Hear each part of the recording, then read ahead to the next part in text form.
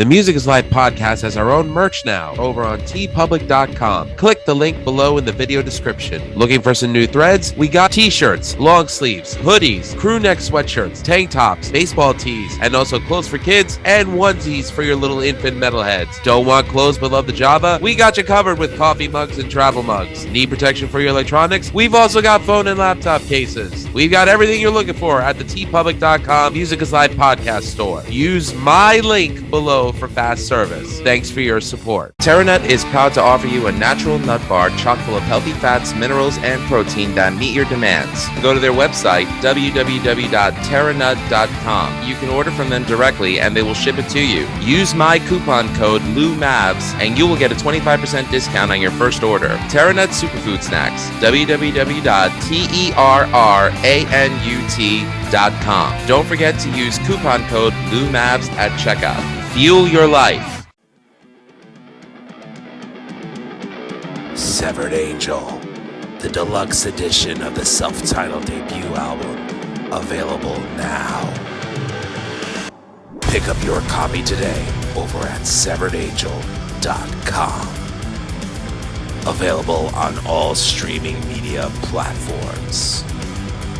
Severed Angel, get ready to ride the dogs of war. Ladies and gentlemen, how do? We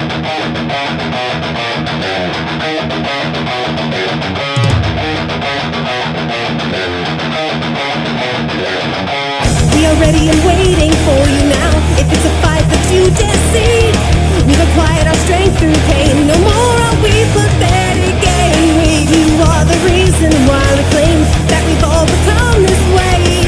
And I regret this prison that I created for myself. Who can it be? Who makes us cry? Who won't save us from ourselves? I close my eyes and then I pray that revenge can be as sweet as it sounds. We are the rebels that force from your hate as you play out. Someone wants to fight with you, to argue to, or make the love yell.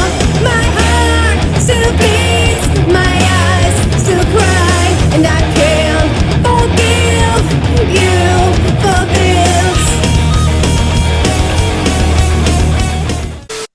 Music is Life podcast. This is your host, Lou Mavs. Check out everything you need to know about the show over at my link tree, Music is Life podcast.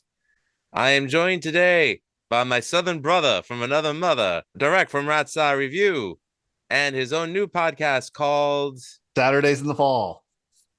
Is that the new one? What was the college sports one that you were doing? That is this college sports one. We changed the name because there was about 800 no huddles. We found out. Well, you couldn't have confused them for No Jumper because No Huddle had talent. But yes, I said it. That joke. That's an antique. Who's the antique? Lena the plug?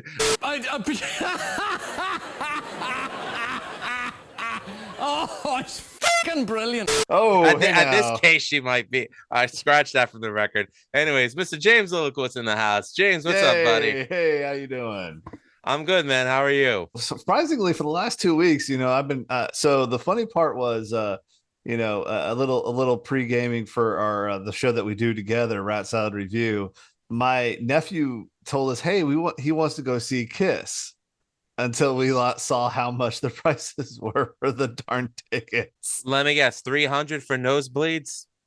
300 for the handicap accessible ones, which are like on the top of the bowl. 300 for the handicap one. That's criminal. to sit through 2 hours of Paul Stanley go, people. No. I know. So is he reverse Benjamin Buttoning where he's turning into a young child instead of being like an old man? Oh my God, voice crack like you wouldn't believe.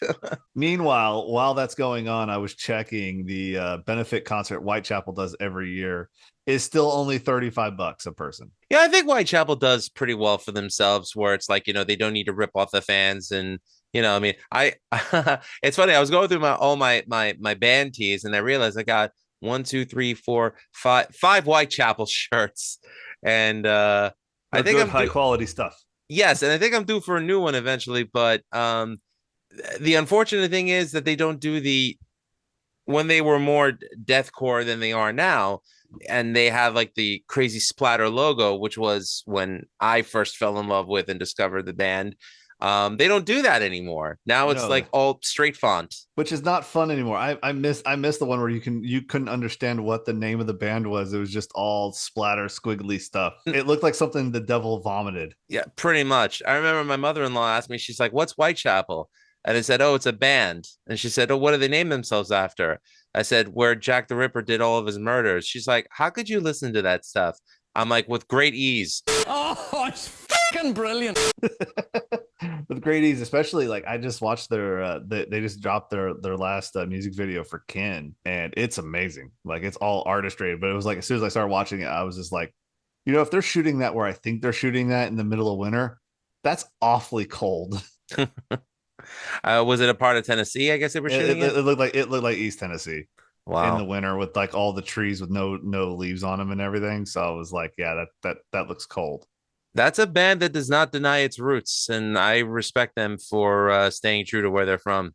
Yes, absolutely. So it just looks like it, but you need to watch the video. It's a masterpiece. I think it's one of their better ones they've done. I'll definitely, yeah, you put it in the chat, so I definitely want to come around and check it out. But I remember how we got this part of the conversation. We were talking about Kiss. Yeah, look, I saw the band once, and I love what the music meant to me growing up. I mean, look, it's music about boning. Anyone who Yeah. tells you otherwise is lying. There's nothing evil about Kiss. Well, the only thing evil is them trying to get into every woman's pants. Well, Gene would like to tell you that he did, but Paul will tell you otherwise. Anyway, but oh yeah, no, dude, he completely no sold him once during Dick Clark's Rockin' New Year's 1993. He Oh, completely no sold him. It was hilarious because then he's like, Gene tells the camera crew, "Can you turn that off for a second?" And then he goes to Paul and he goes, "Will you stop insulting me like that in front of everyone?" I was like, I never saw two aging rock stars act more diva-esque than that moment. Why do I want to go see these guys in concert when I could just go down to the local bingo hall and see the same thing? Emotional damage. I mean, wow. He went there. He went there. But I could have made it a lot worse. So thanks for not. But I try to keep at least some standards here on this one. Okay, I'll completely deprave myself in another one. Okay, we'll leave it to your imagination. But I did see Kiss in 2000 on what was supposed to be their farewell tour, which they then changed the narrative to be it was their farewell to Peter and Ace tour. But I'm like, yeah. Okay. So name a person who has a harder time retiring, Gene and Paul or freaking Terry Funk did. Well, here's the thing: when every time Terry Funk came back, I was happy.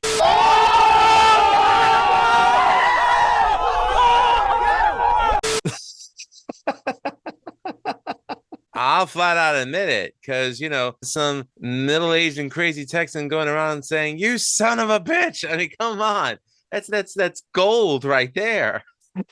That just reminds me of the Memphis one where he's like yelling after Lawler, and then he just goes into the ring, starts beating up the mask jobbers and the jobbers, and there he's just yelling for Lawler. You are a liar. You're a liar. He's squealing like a pig. And it's getting higher and higher and higher as the freaking promo and the match is going on. As it keeps going, he's just elevating the voice to just a feral hog squeal. Now replace Terry Funk with Yosemite Sam, and it would work just as effectively.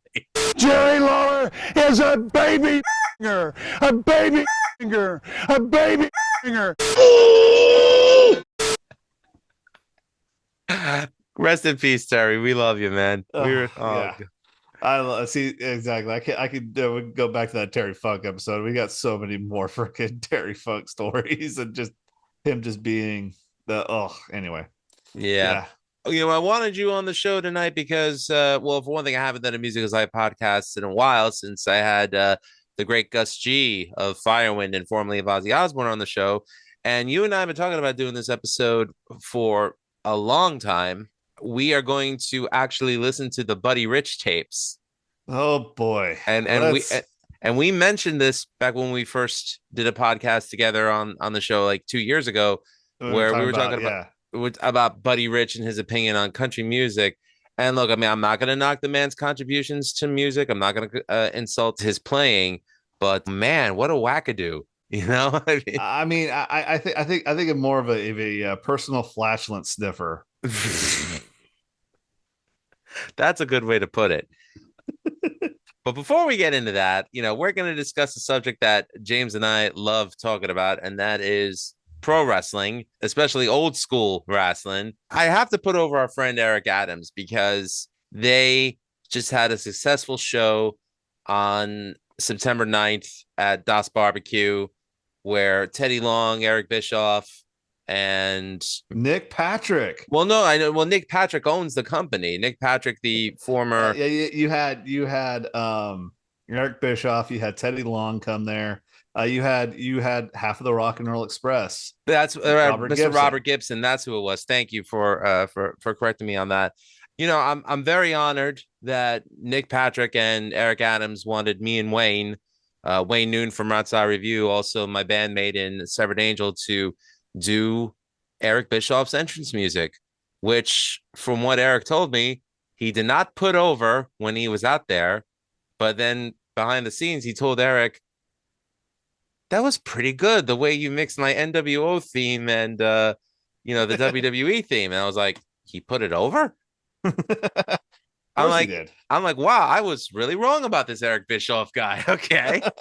Well, hey, we can't trust everything that came out of the Archbick of Talentberry there. We can't take all that what he said over, with a grain of salt there. So, yes, I mean, Eric Bischoff has his warts, but so does everybody in the wrestling business back in those days. Look, let's just remind ourselves, wrestling started from the old carny circuit. So to succeed in wrestling, you had to be a carny, and there's nobody more carny than some of these old codgers from the 80s and 90s who just won't go away. Hey, but you know what? I will still. God, you took the wrong guy. You shouldn't have taken Terry. oh, yes. And I joke, because Eric Adamz also, when he does his independent wrestling, he sometimes has to wrestle Chick Donovan, who somehow magically is still wrestling at the age of 80. Wow. But congratulations to Deep South Wrestling and Nick Patrick and Eric Adamz for a great show at Das Barbecue in Atlanta, Georgia. I can't wait to see the footage. Well, definitely watch them on YouTube. They actually do some really good stuff there, and it's not like what you would expect from independent wrestling. AKA there's not all the leg slaps in the world. Well, that's kind of what I like about Deep South Wrestling. And first of all, we need to let the audience know, we're not talking about IWA Deep South. We have nothing but disdain for Kevin Brannon, that POS, and his stupid Saw death matches, and him literally putting the quote unquote wrestlers in clear and present danger with these dumbass matches that he makes them work for, for these stupid Carnage Cup things where they're wrestling in front of 20 people, and killing themselves. It's insane. And Negro Butcher and this is coming from somebody who is a deathmatch fan of Blue. When you're saying this, that that's a bridge too far, because for me, I'm not a big fan of it. But well, here's the thing: do I like death matches? Yes. Do I like them when it's the entire card? No. I believe that a death match should be used to end a feud, because I think it's ridiculous when people are constantly breaking light tubes over each other. There's the fear of mercury poisoning in the bloodstream, regardless if the cuts are superficial or not, because they don't go deep. But the reason why it looks like it's a lot is because the glass breaks into little pieces, protruding areas of the body. But it's like, okay, so they're minor cuts, but the gaseous fumes that come from them, the mercury, that's not good. And I'm sorry, but no wrestler should ever have to use pigeon spikes as a gimmick. And I remember in GCW when Danny D'Amato was co-booking along with Brett Lauderdale. You know, there was a match, and I love Schlack because he's entertaining, but him and the late Marcus Crane, they did a match where pigeon spikes were used for the gimmick. That's just stupid. Yeah. What if that, you know, impacted your lung or your kidney?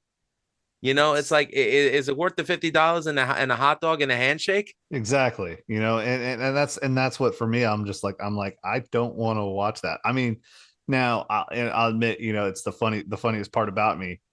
I hate watching somebody get stabbed. After the stab and everything, you know, once the blood's out, okay, let's go. You know, I'm able to, you know, patch up and everything, but watching them actually get stabbed and impaled, that's where I get the heebie-jeebies from. Like, I think that's also the reason why, like, I never have had the want to watch that as a human. I remember watching one when Wrestle Circus was going on, and like, you know, it was an all ages show, but hey, this was a Masada match, so like, and Space Monkey brought the kids into the back, took the kids out of there. Exactly, they got the kids out of there to freaking so that they could do what they needed to do, and then, you know, everything was good. I did ask him about that, and he said, "Oh yeah, I looked around and I saw that all the kids are gone." I was like, "Hey, where did everybody go?" And I think the only thing he did in that match was just the skewers. Yeah, the skewers, yeah. But still, no, true. But you know, now AEW does it, as we saw in All In London. AEW does that they shouldn't do. Okay. I'm not going to disagree with that statement. You know, when AEW first came onto the scene, I was kind of hoping that it would be sort of like a better WCW than what we ended with. And don't get me wrong, I love wrestlers like MJF. I love Chris Jericho. Yes, I'm still a Jericho fan. Yeah, I mean, he still puts on good matches. So it's the same thing with me. Like, I understand your point. There are good wrestlers there that I want to watch. But the product on in full, like the whole show itself, I could rather not watch that. James Cornette has definitely had his opinion on it. Unfortunately, I mean, I understand, take his opinion with a grain of salt. You know, he has not ran successful, you know, organizations and, you know, people's opinions and everything like that. See, I disagree with that. I disagree with that because I thought Smoky Mountain Wrestling, you know, it being a regional promotion, was a very good alternative to Extreme Championship Wrestling. I agree, but a lot of people, you know, make fun of it because it only lasted 4 years. But yeah, well, that's how long the original XPW lasted. Exactly. But that's back now. But people, you know, they want to find something to bash because they can't bash the logic, and that's always what I've had a problem with. It is. And he makes some good points. I agree with some of his points. I disagree with some of his points, but the lack of quality control really hurts that product. And, you know, and I know we're probably going to talk about this, but the whole situation with CM Punk and the whole, you know, executive vice president situations, that should have never have happened. It's not just that it happened, it was how it was handled, and everything was just so unprofessional. That's a PR nightmare. I can't say that they haven't recovered from it, but you know, it's still talk on a lot of, you know, wrestling fans, their social media, and you know, there's always something on YouTube popping up every hour about it with someone giving their opinion. I mean, I don't know what happened. I'm not going to pretend like I know what happened. All I heard was that it was an issue that occurred between him and Jack Perry, where Jack Perry wanted, you know, a Jungle Boy wanted to use glass in the match. A real glass. Which does not make any sense when you are on a platform that's broadcasted internationally. Exactly. Like AEW. Now I'm going to open up a can of worms. I keep thinking back to the whole Vince Russo Crash TV type mentality. I'd rather just call it Crash and Burn TV, because there's a reason why wrestlers, even though they bled a lot, you know, in the 70s and the 80s when you still had the territories, they still had long careers. Yes. Because there's a psychology within the ring that doesn't require you to use real glass. You could give the illusion that you're using real glass. I mean, you could just get sugar glass. And you know, for someone who does high risk maneuvers, why would you want to risk causing any kind of like bodily injury to yourself like that? Yeah, and that's where, I mean, I that's where I side with with Phil or CM Punk or however you want to call his name right now. That they probably brought him in to say, hey, clean this up a little bit. You know, the the people are running a little bit too crazy, and we need somebody to teach these young kids how to stay healthy, because they were running through people and they didn't have champions. And he hears someone go, hey, I want to try this, and he goes, well, that's stupid. Why would you want to do that? Why would you want to hurt yourself like that? Why do you want to use real glass? And instead of taking that as going, oh, maybe he's looking out for me, you go on pay-per-view in the middle of 70,000 people and call him out, and then be shocked and appalled when somebody gets in your face about it. Phil Brooks is a very polarizing person Absolutely, in the world 100%. of wrestling. You either love CM Punk or you hate Phil Brooks.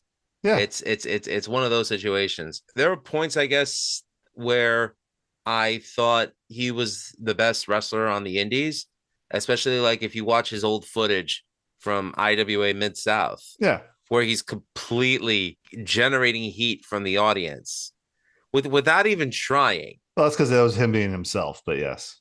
But I loved watching it. Yes. Like and the situation that happened in Ring of Honor, where apparently he got into a fight with Teddy Hart. Yeah. Honestly, if Teddy Hart had been put in a coffin after that situation would have happened, I would have personally gone up to Phil Brooks and say thank you, because I can't stand Teddy Hart. Honestly, I hate to say this, but with some of the stuff, it's kind of shown that, hey, if he has a problem with you to that bad, he wants to fight you, that might be a you problem. Yeah, there's a difference between yelling, yo, what the fuck, or something like that, when he says something off kilter, and getting going up there, just saying, and confronting him with it with words, not physically confront him, and actually wanting, and having to get to fisticuffs. well, the big thing, I guess, now is that apparently the scuttlebutt around the internet marks is that this is supposedly him making his way back to the land of the Titans. I don't see it. I don't, I take that with a grain of salt.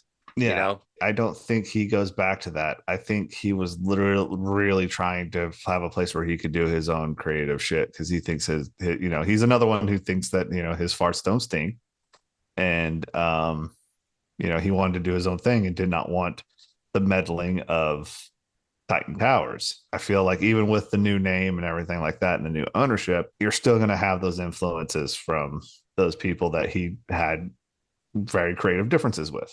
Yeah, speaking of carnies of the old school, yeah, who saw that coming, with Vince McMahon doing a complete sell to UFC and this stuff happening? I did not see this coming. The funniest thing about it is that, remember who Entourage's Artie Gold is based off of? Jeremy Piven's character. Yes. No, who? No. Yes. It's based off the guy who owns Endeavor. Are you serious? Yes. I was not aware of that. Yes, it's Artie Gold's company that bought both UFC and WWE. So, like, Dana White has no say over UFC anymore? Dana White's the president of the UFC, just like Vince McMahon's the president of the WWE. And they both have a parent umbrella company. And they both have the parent, which is Artie fucking Gold. Wow. Well, I'm not going to ever deny Vince's contributions to the world of professional wrestling, but there were a lot of bad calls on his end. And it's funny. Like, I think of the Brawl for All, how that was Vince Russo's idea to see who the toughest guy was amongst 8 people. all because he wanted to get back at Bradshaw. So he literally put these 8 guys in the ring to fight each other and see who the toughest was. And meanwhile, not having 2 of the legitimately toughest guys participate in this, because they just said, "Why would we do this? This is stupid." Right. And you had Dan the Beast Severn and Ken Shamrock in the locker room, and Bart Gunn won it, and yay, accolades and whatever. But then it's like, okay, what do we do with him now? Yeah. Which goes to show you realism when it takes place within storylines is one thing. When it takes place in what they broadcast, this is why professional wrestling needs to be predetermined. Yeah. Because look at what happened. Yeah. Did Steve Williams ever really recuperate from what happened? His career didn't. And, even though I do love the Major League Wrestling War Games where, he partook in it as part of Terry Funk's team, he had to go back to Japan to beating maintain up his a credibility. young Giovanni Jabroni while at it in MLW. Yes, Giovanni Jabroni. That's the greatest name ever. I don't know if he came up with that or who came up with that, but yes. I want to give Eric Adams the credit that he came up with that. In fact, when I was looking for, because I was looking for him on Cage Match, and I'm like, he's only on a handful of things. And then I went to the second MLW card, and it said Giovanni Jabroni. I'm like, no. I'm like, Eric, you did not change your name to Giovanni Jabroni. Yes, and he said, yes, he did. There he is, getting picked up for the backdrop driver. So listen though, if you see Eric Adams in Atlanta, don't ever call him Giovanni Jabroni, because you will get stretched. I mean, please videotape it. I for one will be thoroughly entertained. There you go. I mean, I'll for one be. There's going to be a handful. There's going to be a small collective of about 100 people in Atlanta that will be watching that with absolute glee when all of it goes down. But the point I was trying to make was that Brawl for All proved why everything that happens within professional wrestling needs to be booked. You need a booker for that, which it's obvious Vince Russo took that idea and just threw it out with the baby with the bathwater. But there also come times where and Kevin Sullivan, I know you had him when you had Beyond Bushido on the show. He mentioned nobody's wrong, nobody's right in wrestling. It's just a matter of testing the waters to see how far an angle could go. Well, Vince did have some bad angles. Not all of them were gold mines. Yep. I mean, I don't understand his fascination with poop jokes. It's such good shit. Or telling Roman Reigns to say suffer and suck. Like, what the hell? I mean, for one was thorough. I enjoyed that part, but I know everyone was not enjoying that. I feel like Vince wanted to have Roman Reigns be the John Cena and didn't realize he had a new rock on his hands until he let Roman Reigns go heel and finally pulled the trigger on that, and then saw how much better he was as a heel, that he could do more of it. Yeah, because I have nothing against Roman Reigns as a performer or as a talent, but it's part of the reason why I stopped watching in 2016. I was happy when Bryan Danielson won the championship. I was even happy when CM Punk won the championship. Granted, they put Bryan Danielson, whatever you want to call him, Bryan Danielson, the American Dragon. They put him in more main event matches than CM Punk ever got, which I thought was ridiculous.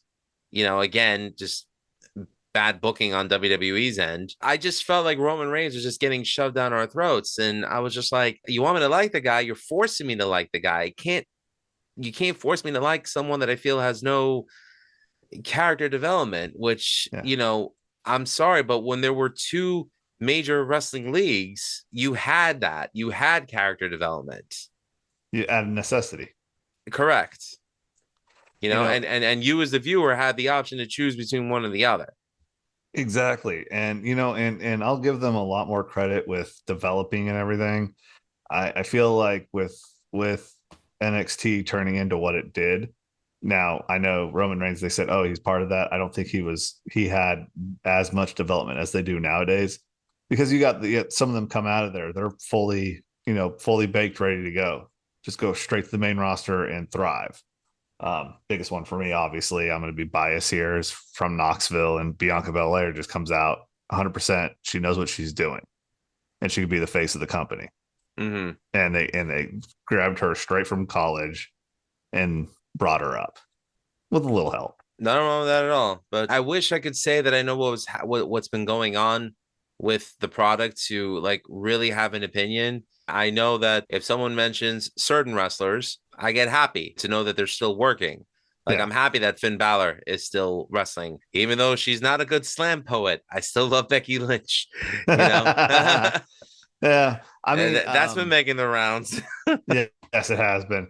I'm a huge fan of some of the like I love that Dominic Mysterio has gotten thermonuclear heat with every single Latino person in the world by turning on his family for one woman. Oh, Rhea Ripley? Yes. I would turn on my family for Rhea Ripley, so I don't blame him.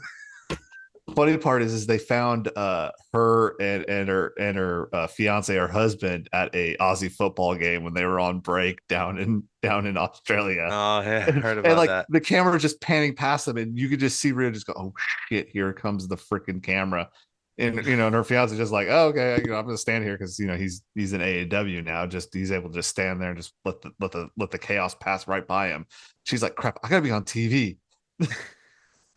I wonder how they make that work when it's like your significant other's wrestling for the other league. It's called you're just getting paid. Not, Yeah, I know, but it's like, touring schedules, I'm sure, like, I mean, because WWE wrestlers still go, I think, 4 to 5 days a week. I mean, most of them have met their significant other in the WWE, so they kind of understand what's going on. I mean, look at Zelina Vega and Aleister Black. Doing the same thing. I hear ya. There was one interesting program that I did watch, and I know it's been out for a while, but I finally got around to watching the A&E biography on Macho Man Randy Savage. Okay. And have you seen it by any chance? No, I haven't. Okay. So, spoiler alert. The craziest thing about that episode was when they interviewed Ricky the Dragon Steamboat, and they were talking about their WrestleMania 3 match. Okay. Did you know that entire match was planned out ahead of time by Macho Man on notepad and pen, talking over with Ricky? All right, this is what we're going to do here, and then we're going to do this. And then, like, they literally numbered every move and memorized every move and went out there and put on what people say to this day is the greatest WrestleMania match ever. From our wrestling sources, that was every single Macho Man match. Macho hated doing things on the fly. He never called a move in the ring? He hated calling moves in the ring. Really? That's funny. That's completely the opposite of the Ricky Morton school of thought. And also Ricky the Dragon Steamboat is from that school. He likes to call everything in the ring. So it shows how good those two were together. They were able to work through those two differences and paint a Rembrandt painting in the middle of the ring. Yeah, I mean, it's still something that I can sit down, watch, and enjoy. I mean, it is like the 90 or is it 98 or 97 All Japan tag tournament when it had like everybody in it. Like I can't recall. Like I can't recall because I never really got to see any All Japan matches. I saw more FMW than All Japan. Like for me, like that's the one like with Doug Furness and the Can-Am Express in there, and they had the Funks in there. They had everybody, so that's why like I love those tournaments because it was just a who's who of wrestling. I'm assuming Stan Hansen was part of it. Of course, it's All Japan. That means Stan Hansen's there, Larry and somebody. I've gotten a kick of watching his old promos just because they are so entertaining. Obviously, his role is of a Texas redneck, A&M, yes. The funk school. chewing tobacco while the freaking spit's coming out of his mouth. You make me sick. From what I heard, he was stiff in the ring because he couldn't see. He was blind as a bat, 100%. Your job was to let it hit. He was throwing it. Your job was to make it land easy. Oh my goodness! And I'll never forget Paulie's words in his induction video, his Hall of Fame induction video, where he said Stan Hansen was the man that broke the neck of Bruno Sammartino. Yeah. And, it's funny watching Stan's interviews, and he said, I felt so bad about that. I apologize. I'm like, what, wait a minute, is this the same guy? I always think of Stan Hansen when he broke Vader's eye. Oh, yeah. And that video's been making the rounds a lot on YouTube. It always does. My thing is, we never got to see the best version of Vader because that was UWFI. And watching him and freaking Gary Albright just do big hot shit, just in the middle of a ring, just big behemoths beating the god out of each other in a shoot in a shoot fight. Mm-hmm.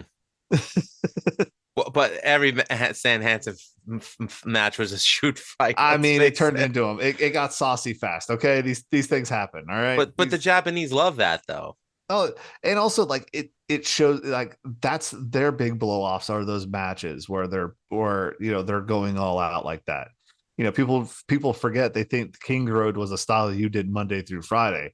No, King's Road was for the big matches. Do you think it's safe to say that Stan Hansen is the father of strong style? No, because I still think that's Inoki. You said that it's Inoki. Okay, fair enough. I still think that's Inoki. I feel like though he is the continuation of King's Road when guys like Kobashi and Masawa and everybody were starting to build up. He was that driving force to perpetuate it from Baba into the pillars. All right, good, fair enough. Another program that I've finally caught up on all the episodes of is Dark Side of the Ring, which you hear a lot of I'm going to use a word again because I think it's a funny word, the scuttlebutt amongst wrestling personalities who are now podcasters. Oh boy, a lot of them that show shouldn't exist because it exposes the business too much.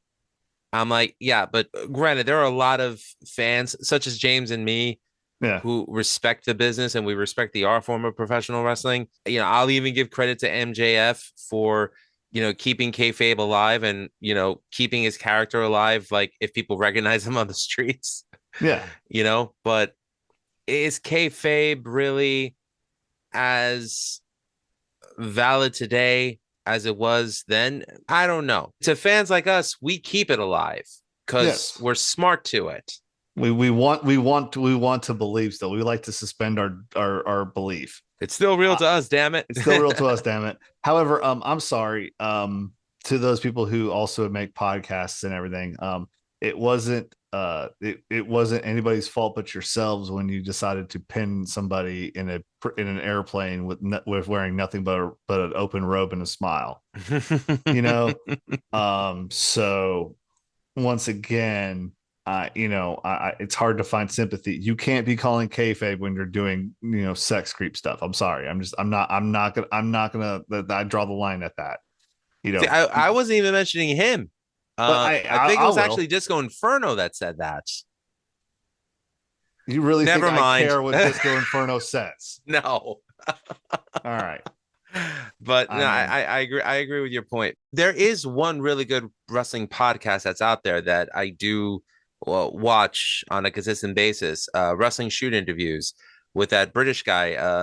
I think his name is David. I think his name is. Have you watched those? No, I haven't. Okay, WSI. You can find them on YouTube. He's really good. Like he asks some great questions. He's had Ricky Morton. He's had Dutch Mantel. Actually, he does spin-off podcasts with Dutch Mantel, and he just started one with Shane Douglas. Okay. And he asks some really good questions. And unlike a certain other person that has an ad-free shows thing, although I do like his content, He doesn't interrupt the guests. Yeah, it's true. I like Conrad Thompson. Don't get me wrong, but the guy, You know, I mean, I'm sorry, but you know, Conrad, I at don't think first, he's the worst podcast host. I don't no, think he's he is. not. He's not, but he's also not the best in the world there that gets paid money to do this stuff. But um, you know, I feel like, you know, a lot of people, you know, unless you dig into who Conrad Thompson is, you wouldn't know, oh, hey, by the way, you know, he married one of Ric Flair's daughters. Kayfabe is not alive. Anyway, No, we're not going to kayfabe that. Forget that. No. no, this is true. He is an honor. He is a Flair in-law. He is a Flair in-law. So I mean, like, I feel like that's where like I get like, okay, I understand you got a job to do and everything like that, but you can't be trying to you can't be trying to work me while knowing that also is there as well. I mean, I can suspend my disbelief a little bit. I can't go that far. I understand, but I do think that this guy, and again, I hope I got his name. Oh no, it's James. His name is James. James from Wrestling Shoot Interviews. Okay. He does a great job, and you know he doesn't ask like the typical BS questions. Like I mean, he really gets into like their careers, and you can tell he didn't get his research from Wikipedia. You know what I mean? Like he actually does his research. So and I mean and I feel for it because like I mean you could get some really good stories from Dutch. Dutch was a really smart guy that was in a very was there at a really weird time in Memphis wrestling. The line he always made of when Jerry was going to the WWE going like, oh hey boys, you know, we got to get off the gas now. You know, they're drug testing us, and Dutch just pops up and goes, we can't even afford performance enhancing food.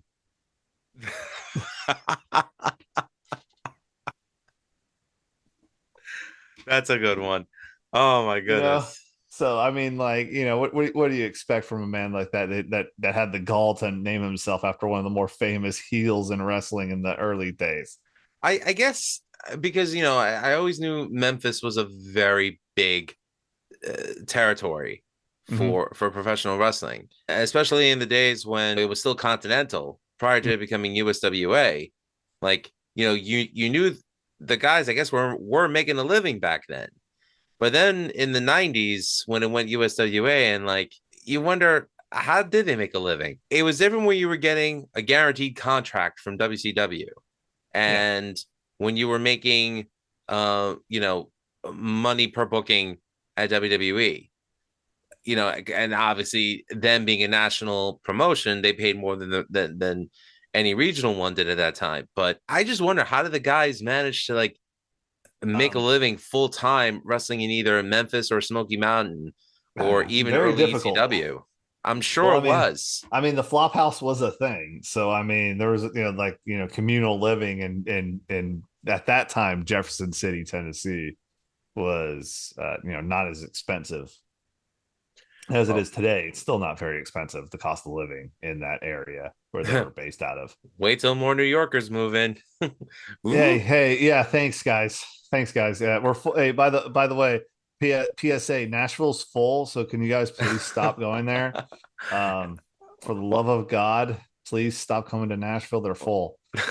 Well, I'm still here. I'm still here and on Long Island, so you know. I say this tongue in cheek as a person who's staring down the barrel of moving to Middle Tennessee. So I gotcha.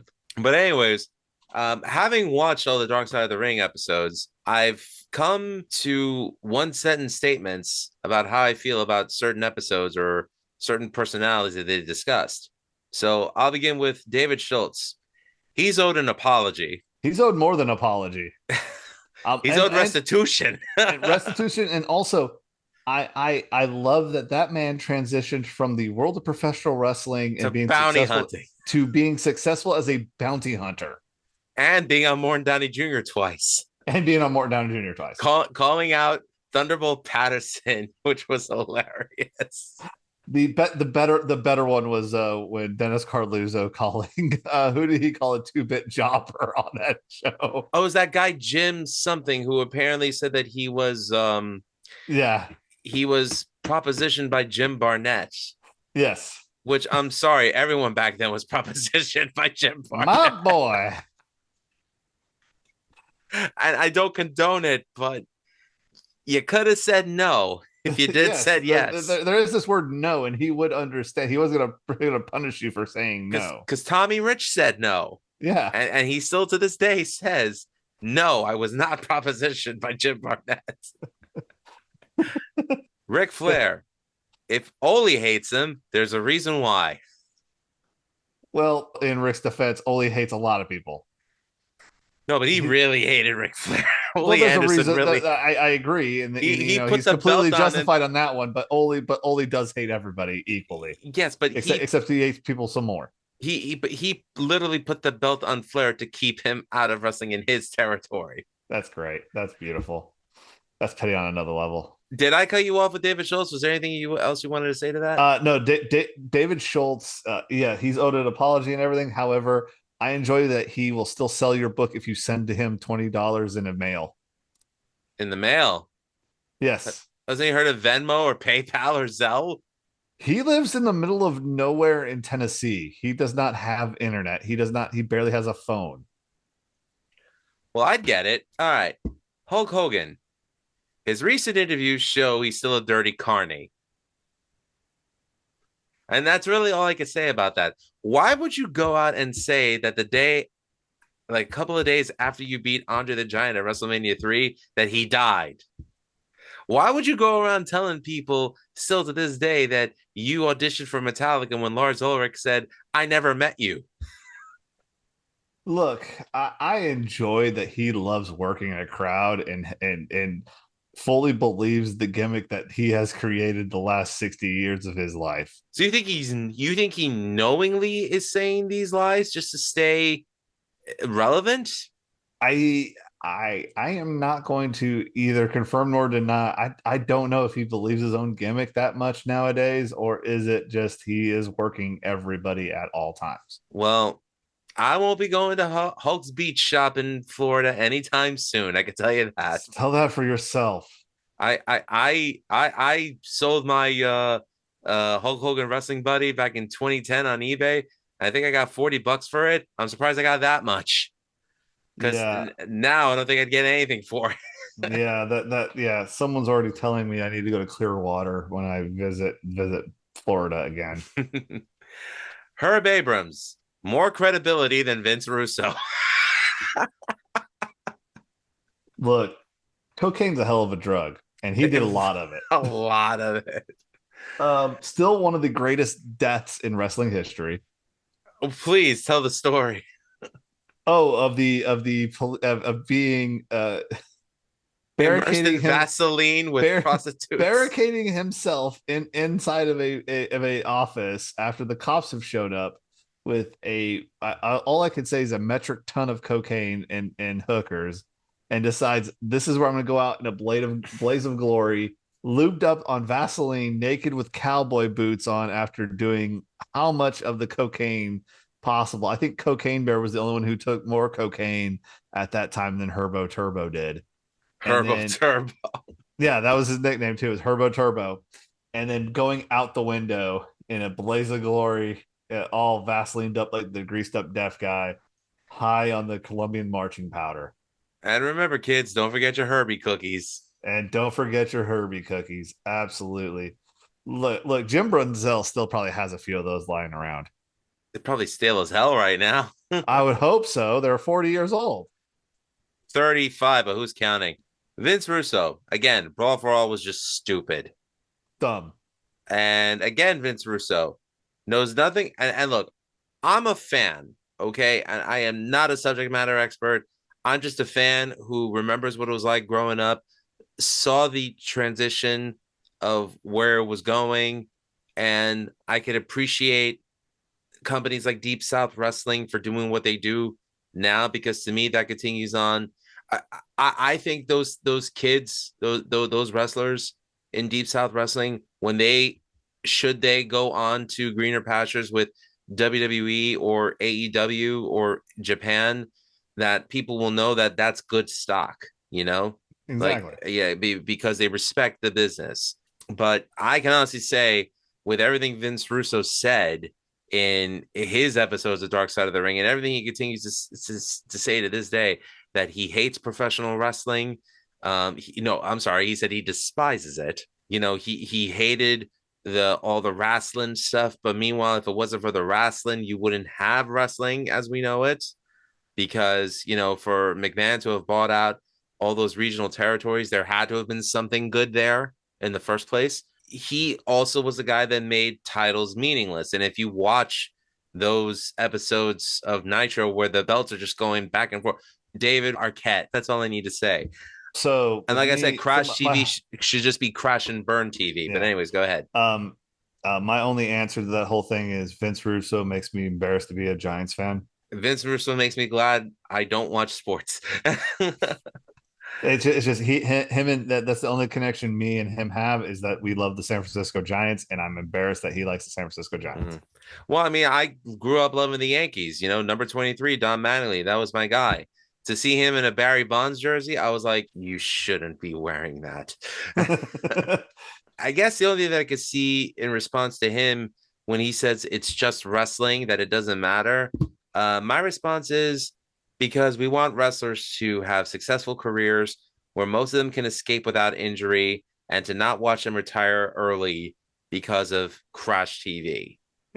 I mean, my biggest takeaway from that episode is that after he says that, then you have Jim Cornette literally almost in tears, shaking from anger about that, showing his passion for what wrestling was. And, the whole joke of him and Bobby Fulton, what Dutch and Jerry Lawler and Jerry Jarrett would say was like, if you broke their heads open, little wrestling rings would fall out. Whereas if Terry Taylor broke his head open, a certain female anatomy would be falling out of his head. The older I get, the more I understand Jim Cornette. Because it was his livelihood. Prime example of when Impact fans got it right was when they yelled "Fire Russo" during the Sting Abyss coffin match. Oh my God. That entire fever dream of TNA during that time, and the criminal underutilizing of talent still baffles me to this day. TNA, I'm not saying they could have beaten WWE. No, but they were such a good alternative because of guys like Christopher Daniels, Frankie Kazarian, Chris Sabin, Alex Shelley, Sanjay Dutt. You had good wrestlers, and they could have done flippy, but they could have also done a real good story in the ring. So I enjoyed how they would do the thing of where they'd get everybody worked up with all the flippity stuff at the beginning, do the X Division stuff. Mm-hmm. And then at the end, that's when you started doing the meat, when you had Angle. Now, granted, it was Perk Angle, still one of the best angles ever out there, doing his feud with like AJ Styles and all that stuff. And AJ Styles transitioning from the undercard, aka the X Division, into being a full-time wrestler, the main event wrestler. And it turned into what, watching what Russo did to it kind of ruined it. Because I mean, like, you had such good tag team too. You had LAX, you had the Dudleys still at their peak. They're going strong.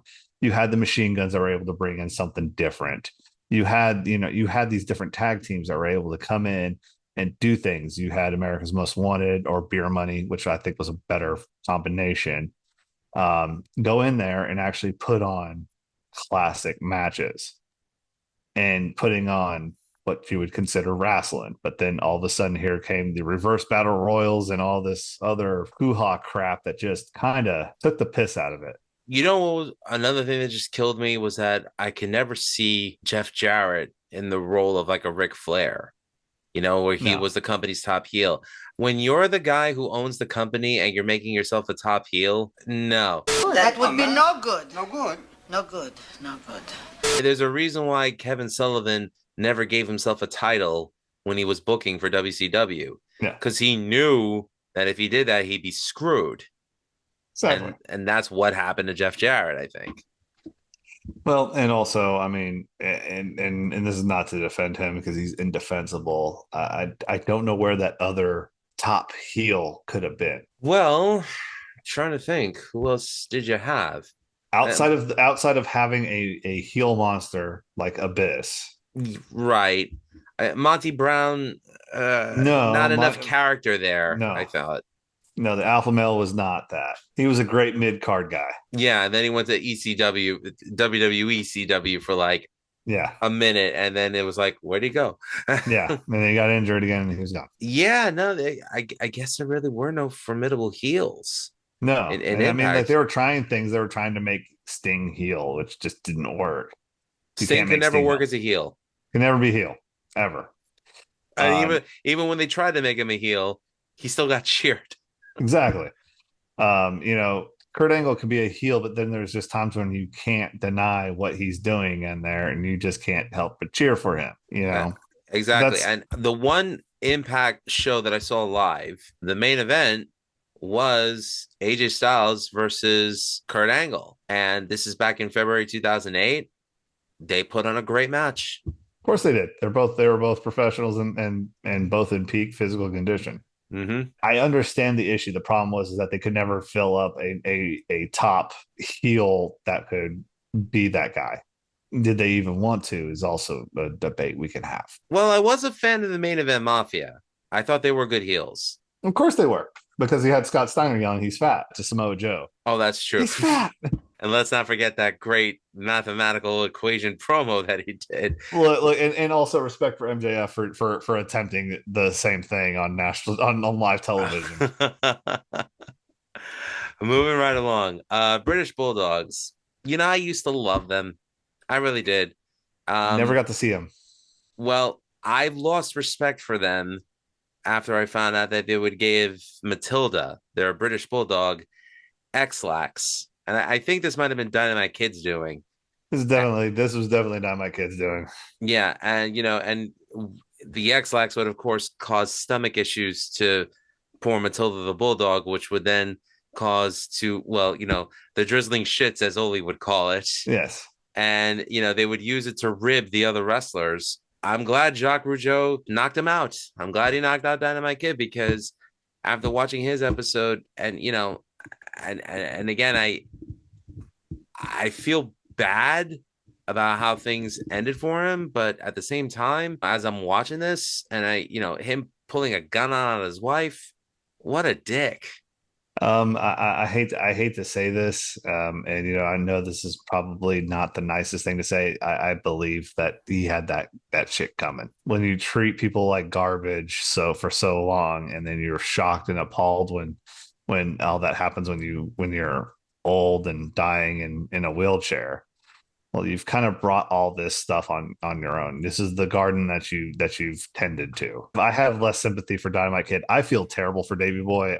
The whole accident with WCW and everything, mm-hmm. which was just pure stupidity, 100% unadulterated to stupidity of how that happened. That's where I remember him from. I remember just watching Davey Boy. I never got to watch the British Bulldogs themselves or the Hart Foundation themselves. I've had to watch them on video. So I never got to actually feel it in real time.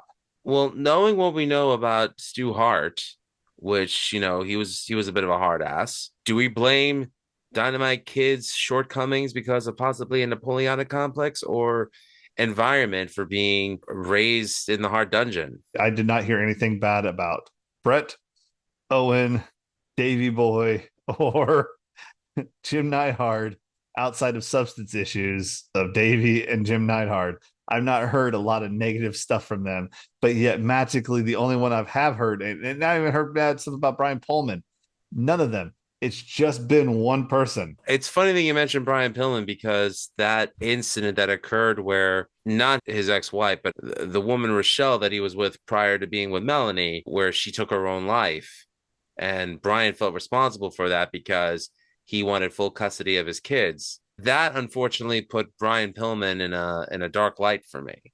It does, but outside of certain things, I have not seen the constant stories of assholery that the Dynamite Kid did. Well, every other person who went through the Hart dungeon doesn't seem to have pulled through the most part. Obviously, there's tragic circumstances in most of them. I don't see it, and also Lance Storm is doing great. Lance Storm's doing great. Exactly. I mean, and say what you want with about his political views or anything like that, but Jericho's doing great, and he was one of the last ones in that. Magnum TA. Could he have been a bigger superstar than Hogan if he didn't have his accident? No. Why? Okay, so I've watched Magnum TA and all that stuff. I never got the camera presence and the charisma that Hulk Hogan had with Magnum TA. I saw the great body, the great promo, and everything packaged in there, but he was the black hole of charisma, in my opinion. No charisma at all. It's like his promos and everything. His most notable promos I remember is with him and Dusty Rhodes, and Dusty's eating the camera alive. Well, that's what he did best.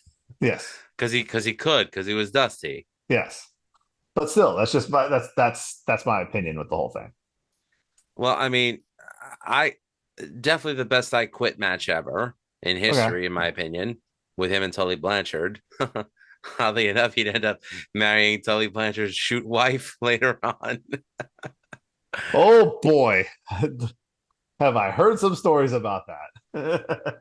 That might be for a different episode. That's a different episode for a different time. Now, granted, that woman had to deal with Tully Blanchard when Tully Blanchard was in full Blanchard mode. So that can mean a multitude of things. Oh, and it does. Oh, great.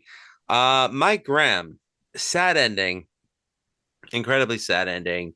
His father's unaliving, his son's unaliving, and his own unaliving, and all the praise in the world to his daughter for doing good stuff with outreach programs and stuff like that.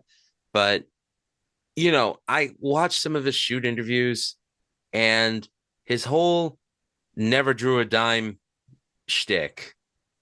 And he was talking about what he called the vanilla midgets, meaning Eddie Guerrero, Chris Benoit. And granted, we're not condoning anything Benoit did in 2007.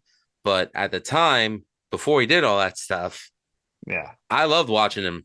I mean, if it wasn't for those guys and Saturn, I really didn't have much reason to watch WCW. I mean, those were the guys that made me want to watch it and invest in it because they had good matches. Mm-hmm. So when he's saying that he got the minute by minute ratings, number one, how is that possible when Arbitron and Nielsen, thank you, they don't do it minute by minute? So what the hell is he talking about? Still don't do it because he's making stuff up. And I'm sorry, I'm gonna no, go ahead. I don't want to speak ill, but obviously when you start saying that stuff, you're pulling shit out of your ass, and he's full of it.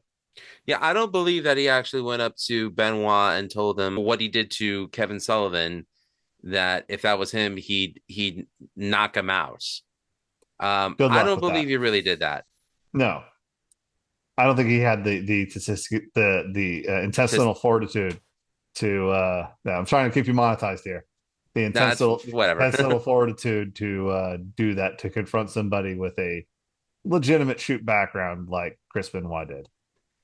Yeah, I mean, again, I don't want to speak ill of the dead either, but I mean, I remember he said one time he was asked by Eric Bischoff, how we could save money, and he said, cancel the Clash of the Champions because, and this was back in '94, and he said, and right after that, we had extra money in the bank in '94 because we canceled Clash of the Champions. I'm like, dude, the last Clash of the Champions was in August of 1997. Exactly. 3 years later. What the hell are you talking about? Because he's making stuff up. So was he notorious for doing that to put himself over? I don't know who this person is we're even talking about, but obviously he's trying to do that. Well, who Mike Graham is. He's the son of Eddie Graham and, Florida Championship Wrestling. I remember Eddie Graham. I don't remember Mike Graham at all. Okay. Well, for the record, a lot of people don't remember Mike Graham, but he definitely let himself be known. Like, if you watch the Rise and Fall of the WCW DVD or, and his stuff's on YouTube everywhere where, he says, this person didn't draw a dime. This person didn't draw. I'm like, Motherfucker, you didn't draw it down. Yeah. Who the fuck is you? But again, it's just tragic what happened to his family. You know, I mean, No, Eddie Graham stories are the best for how much of a wild man Eddie Graham was. I heard Adrian Adonis. Why mess with Dan Spivey? Why would you do that? He'll kill you. Waylon Mercy will kill you. I mean, I was thoroughly entertained. But this, look, I'm not one of those people who exacerbates the whole toxic masculinity thing. I think you just have assholes within genders. Yep. It can't be the reason why guys like Adrian Adonis or Dynamite Kid would do that because of some kind of built up insecurity or so much testosterone that they were around that they felt the need to, like, you know, exude their manhood by, you know, picking on people. But why pick with Dan Spivey? I look at Dan Spivey and I'm like, oh, he's the wrestling version of Pete Steele. Tall, and he'd probably kick my ass. Look, some people like the challenge. Then play me in Wii Tennis, okay? We don't need to fight, you know. I mean, there's been times when, you know, I've seen a person like that, especially when I was training, and you just go, I think I can take him. I gotta find this out. I gotta go over there, and I gotta see it. I know this doesn't make sense, and I know this is stupid.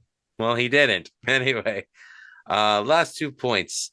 Well, technically 1 point because we already discussed CM Punk, and my question was why, but we already discussed that. Yeah. Final point would be Abdullah the Butcher. The only thing I can say about that episode is Hannibal is an asshole. Tell us something. Sorry. This just in. Grass is green and water's wet. Hannibal is an asshole. All right. Hannibal's a piece of shit. Sorry, I'm going to be getting you demonetized, but that's okay because, you know, James over on Wrestling Shoot Interview said the same thing. Yeah, he's a piece of human garbage that has somehow been able to worm his way into some of the most viral moments in wrestling history by just being an absolute terrible person. That incident alone with the ref where he uses an equivalent to Kevin Sullivan's golden spike. And I'm like, how do you justify, even when the guy says he's willing to do it hard way? It's like, how many holes did you put in his fucking head? Exactly. And he posted a rebuttal to that episode where he justified what happened. I'm like, dude, there's no justification. Yeah. You know, if Lance Storm, who, you know, wrestled in ECW, you know, he used, in one of his matches with Tommy Dreamer, he used a belt buckle on his head. Now, granted, you know, Dreamer did because, you know, he would blade, but then, like, you know, he gimmicked the belt buckle on the head, and, you know, you'd see the blood coming out, but, you know, you could tell he wasn't putting pressure because he didn't really want to hurt Dreamer. I just don't understand the logic of him literally hard-weighing a guy like that as multiple times as he did. I once again, he's part of that brain disease of people who think they know what they're doing, but the Dunning-Kruger effect has proven that they don't. So in other words, the Ricky Morton statement of people come into this business and think they know everything, but they don't know shit. Exactly. Mm-hmm. Or classic Dusty saying, don't do shit you don't know how to do. Well, you know, I gotta admit, looking at Dusty's forehead, he would go with the grain as opposed to against the grain when it came to blading. Yeah. Because if you cut yourself, you know, horizontally, it leaves less of a mark than if you go vertically. So I don't understand because there's some sick foreheads that came out from that era. I'm talking about King Iakea. There's a lot of Bruiser Brody. Freaking Dole the Butcher at the end of the times. He's still, yeah. Someone says that he did that to himself. Yeah, of course he did, probably. It's easier to do it that way. It's easier to hide. It's easier to do sleight of hand going down than it is going sideways. It's really hard to sleight of hand this, where it is easier to sleight of hand that. But I mean, do you think Abdullah has any? Well, Tony Atlas said that, you know, Abdullah should be cleared of any wrongdoing, because in our business, you know what you're getting into. Now, if Abdullah was using his own blades on Hannibal, my only question is, why would you do that? Exactly. So I guess I put some accountability on him. I don't, because I just go, okay, if the match is going to call for this and you know you're going to do this, the best way to avoid these accidents happening is sitting down and saying, I don't know how to do this. Either show me or we don't do it. And, I mean, I also love the old Kevin Sullivan story about the chisel in Freedom Hall in Johnson City, Tennessee. Is this First time. the Wing Kanemaru incident? No. When Kevin Sullivan was a young babyface in the 60s, he was wrestling with Whitey Caldwell in a tag team with the Wright brothers. And the Wrights, they said, hey, this is the big cage match. Hey, kid, you're getting color. And he said, okay, do I need to do that myself? They said, and Ron Wright just said, no, kid, we got you ourselves. You're going to get the chisel tonight. You're going to get the old chisel. Oh, dear God. It was like a brass knuckle that had like a little axe pick in the middle of your fist, so that when you came off the ropes, they punch you, it would make color. How bad was the cut? No, very small, because it was wrapped in tape, so it only exposed a little spot, so it only go just into the forehead. Wow. It was perfect little gimmicking. However, Kevin Sullivan comes off the rope, sees that he's armed with a spike. It gets hit. He sees blood. Jim Cornette makes the greatest line ever in this story when he says, and then after seeing that, they're wanting to come hit him again with the chisel. Kevin Sullivan pulls out a chain out of his tights, because everybody had a weapon in East Tennessee at the time. And he starts hitting either Ron or Don Wright in the forehead with the fist wrapped chain. And Wright pops up and yells, all right, kid, lay him in there. And this is what I mean by people need to know their history. Oh, yes. Oh, yeah. When it comes to the business. Oh, the rights. So the rights were the only reason why Smoky Mountain got on Channel 10. Oh, really? At first. Tim Burchett, the current representative of the state of Tennessee, was one of the media people there in East Tennessee. And they were in a meeting trying to get wrestling put on television, and everyone was all hemming and hawing. And then one of them said, hey, who do you have on your roster? And of course, Jim says Ron Wright, and everyone just went, oh my God, it's Ron Wright. And they started telling the stories.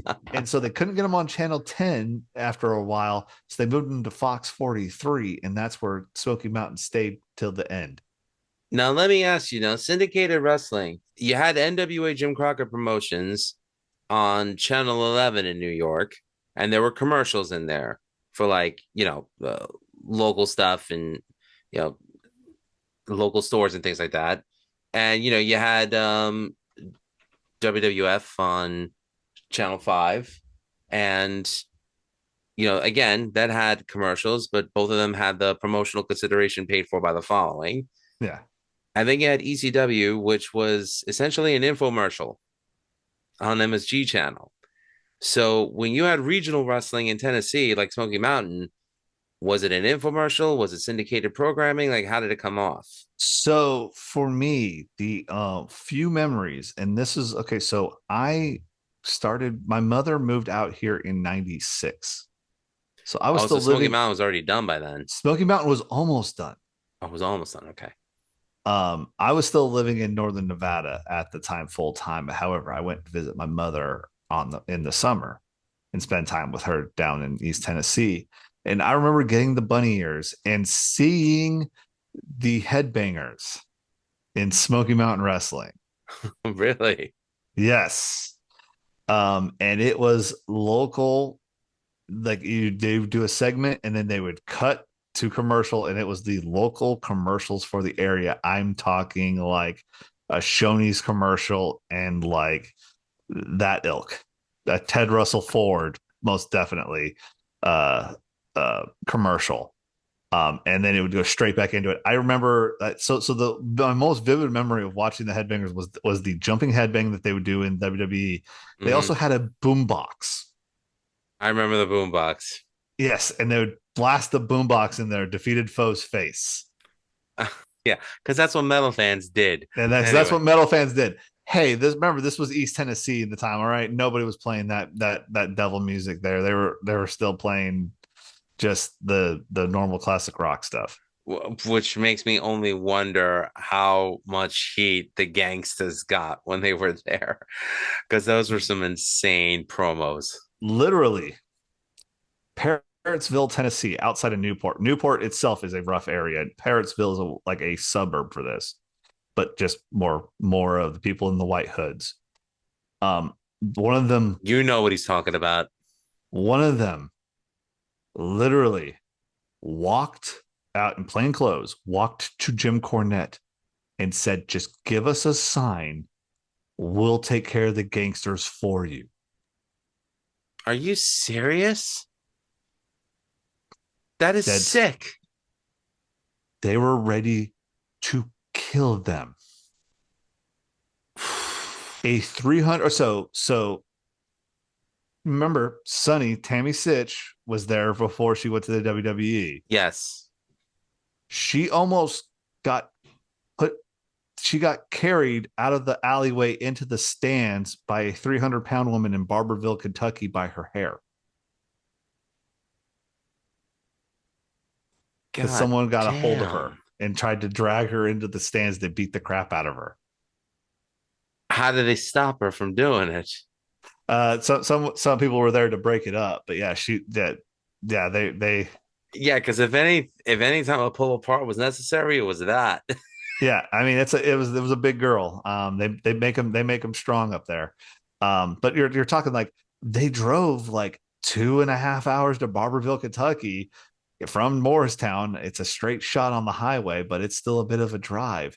Get up in the mountains, and then you have to heal it up with a bunch of people who historically have shot at wrestlers, stabbed wrestlers, burnt planes down.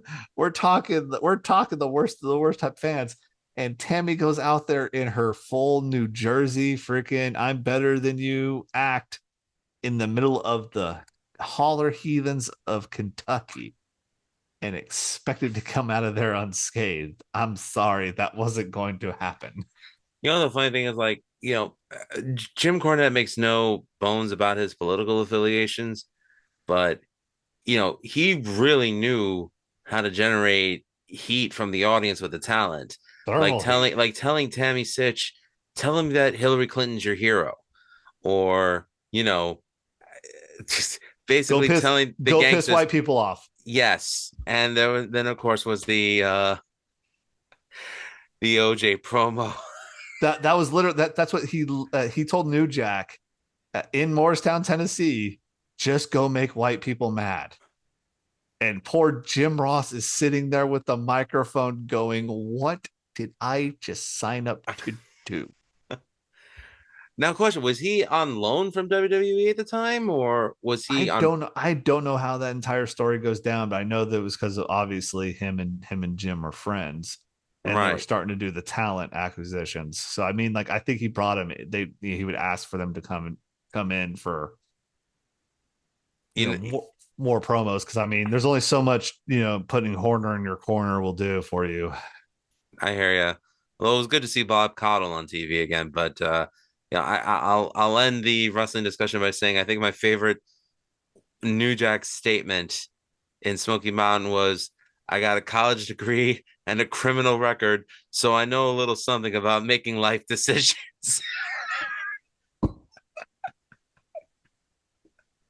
The fact that they took a camera crew with those title belts into freaking Compton and walked out of there was one of the more ballsy decisions I've ever seen. Yeah, and apparently they were supposed to work their way to an angle with The Undertaker. Did anything ever come of that? No. Or they already jumped to ECW by that point. They were already at ECW at the time. Wow. Imagine what could have been. I would have been entertained. course. Undertaker coming out to his music, then all of a sudden you hear Natural Born Killers come out. New Jack's just throwing weapons at Undertaker, and he's like, "Sell for me, motherfucker, sell! I'll make you sell." Ask Gypsy Joe. Oh my god! The whole line of the whole line of and here comes assault number 5 in the. He takes a knife out on it. And here comes assault with battery number 5. God, could you imagine Lance Russell being the play-by-play guy? And now he has an international object. All right, come on. This isn't a wrestling match. Oh, he's using it against him. Oh, come on, get him out of there. I love old school wrestling. I miss that stuff. It Me used to too. be more fun. Me too. Thank you, Deep South Wrestling. Yes, absolutely. The C-Dub stuff with Jim and Jules has been absolutely fantastic for that old school wrestling feel. Yes, and again, not to confuse it with that piece of shit Kevin Brannon. And to wrap up what I was saying before we move on to the Buddy Rich stuff. Like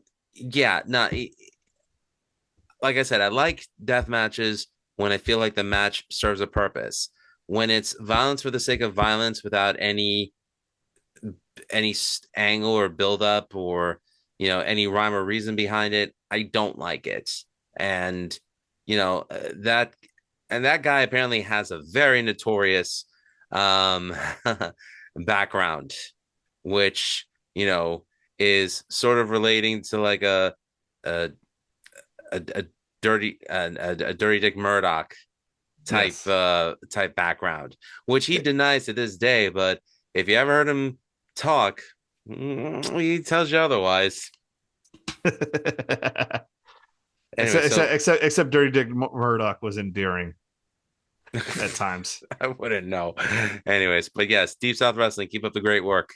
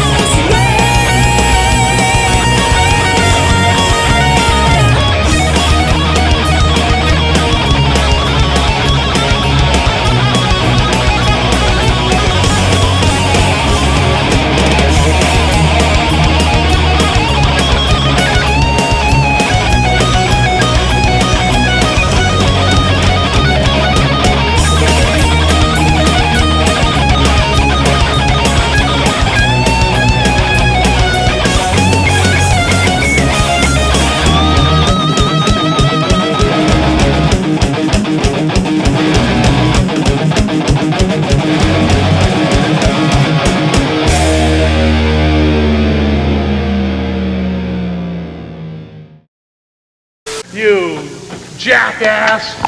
Emotional damage. Jerry Lawler is a baby a baby a baby